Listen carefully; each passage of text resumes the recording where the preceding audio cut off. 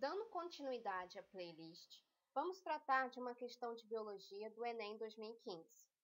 Será dada a questão, sua correção e feedback relacionado a todas as alternativas. A questão tratada é a número 47 no caderno azul, no caderno amarelo é a número 50, no caderno branco é a número 89 e no caderno rosa é a número 86. Durante a aula, um professor apresentou uma pesquisa nacional que mostrava que o consumo de sódio pelos adolescentes brasileiros é superior ao determinado pela Organização Mundial da Saúde. O professor, então, destacou que esse hábito deve ser evitado. A doença associada a esse hábito é a letra A, obesidade, letra B, osteoporose, letra C, diabetes do tipo 2, letra D, hipertensão arterial, letra E, hipercolesterolemia. Quero que vocês pausem o vídeo e tentem fazer essa questão. Logo depois nós voltamos com a correção e o feedback. Já fizeram?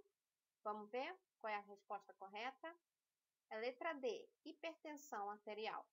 Agora vamos descobrir por que essa é a alternativa correta. A hipertensão arterial é uma doença caracterizada pela elevação dos níveis tensionais do sangue. Quando seu coração bate, ele contrai e bombeia sangue pelas artérias para o resto do seu corpo. Essa força cria uma pressão sobre as artérias, chamada de pressão arterial sistólica, cujo valor normal é 120 milímetros de mercúrio, como nós podemos ver na figura.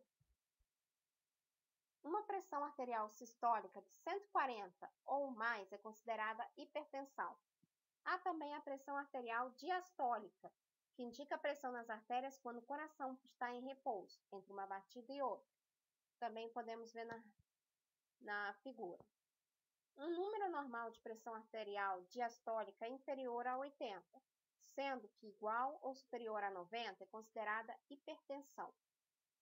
Esse número, 120 milímetros de mercúrio e 80 milímetros de mercúrio, deu origem à expressão conhecida como 12 por 8, muito utilizada entre os médicos e enfermeiros. Na maioria dos casos, a hipertensão pode ser hereditária, mas também pode estar relacionada a doenças como distúrbios da glândula tireoide e suprarrenal. Há também os fatores de risco da hipertensão. O que são fatores de risco? São condições biológicas e psicossociais que, quando presentes em determinados grupos da população, estão associadas a uma maior probabilidade de desenvolvimento de um determinado transtorno. Entre os fatores de risco temos o fumo, bebidas alcoólicas, obesidade, estresse, grande consumo de sal, altos níveis de colesterol, sedentarismo e diabetes. Como o grande consumo de sal é o item que norteia a questão, esta alternativa está correta. Agora vamos tratar da obesidade. Obesidade é caracterizada pelo acúmulo excessivo de gordura. Para diagnóstico em adultos, o parâmetro mais utilizado é o índice de massa corporal, o IMC. O IMC é igual ao peso dividido pela altura ao quadrado. Uma pessoa com peso normal apresenta um IMC entre 18,5 e 24,9. Uma pessoa considerada obesa apresenta um IMC igual ou acima de 30. As causas da obesidade são muitas: patrimônio genético, maus hábitos alimentares e disfunção endócrina.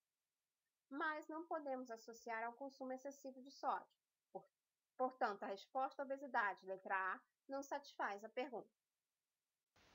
Osteoporose é uma doença caracterizada pela diminuição progressiva da massa óssea, com modificações na estrutura trabecular, como podemos ver na figura, levando à diminuição da resistência óssea e ao maior risco de fraturas.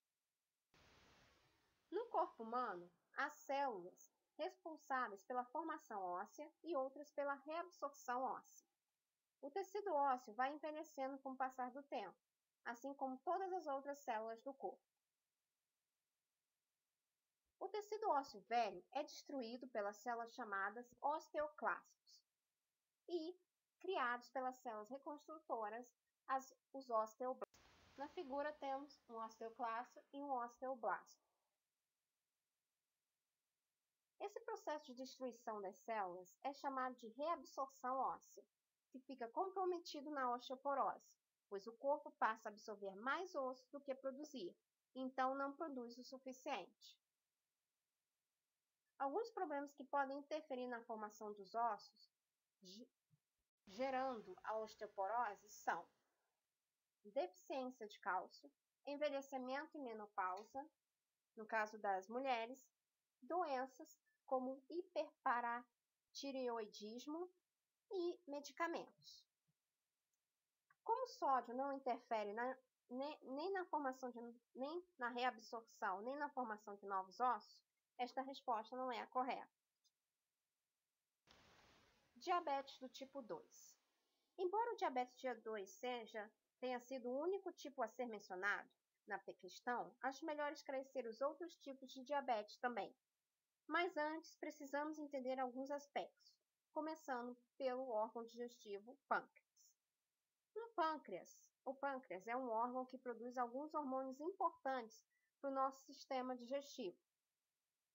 Aqui nós temos a figura de esquema de um pâncreas, ele se encontra logo abaixo do estômago.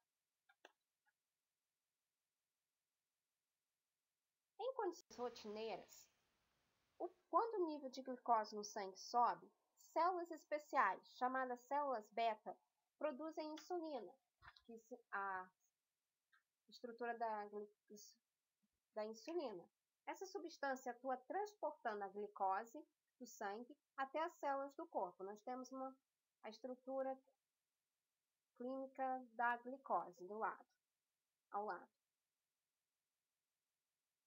Assim, quando se tem diabetes, o corpo não produz insulina ou não produz o suficiente, ou ainda a insulina produzida não funciona adequadamente.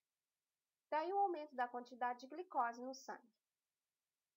A diabetes do tipo 1. O sistema imunológico ataca as células beta do pâncreas, logo, pouco ou nenhuma insulina é liberada para o organismo e a glicose fica no sangue, em vez de ser usada como energia. Tem uma ocorrência entre 5 e 10% do total de pessoas com diabetes. Aparece geralmente na infância e na adolescência, mas pode ser diagnosticada em adultos também. Essa variedade é sempre tratada com insulina, medicamentos, planejamento alimentar e atividades físicas, para ajudar a controlar o nível de glicose no sangue.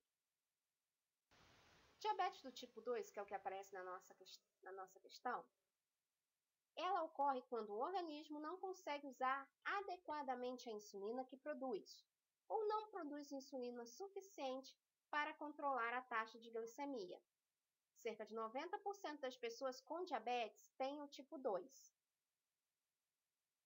Ele se manifesta mais frequentemente em adultos, mas crianças também podem apresentar. E dependendo da gravidade, pode ser controlado com atividade física e planejamento alimentar. Em outros casos, exige o uso de insulina e outros medicamentos para controlar a glicose. Diabetes latente autoimune do adulto, ou LADA. Ocorre em algumas pessoas que são diagnosticadas com tipo 2, que desenvolvem um processo autoimune e acabam perdendo as células beta do pâncreas. Diabetes gestacional ocorre durante a gravidez. Para permitir o desenvolvimento do bebê, a mulher passa por mudanças em seu equilíbrio hormonal. A placenta, por exemplo, é uma fonte importante de hormônios que reduzem a ação da insulina, responsável pela captação e utilização da glicose no corpo. O pâncreas, consequentemente, aumenta a produção de insulina para compensar este quadro. Em algumas mulheres, entretanto, esse processo ocorre e elas desenvolvem um quadro de diabetes gestacional, caracterizado pelo aumento do nível de glicose no sangue.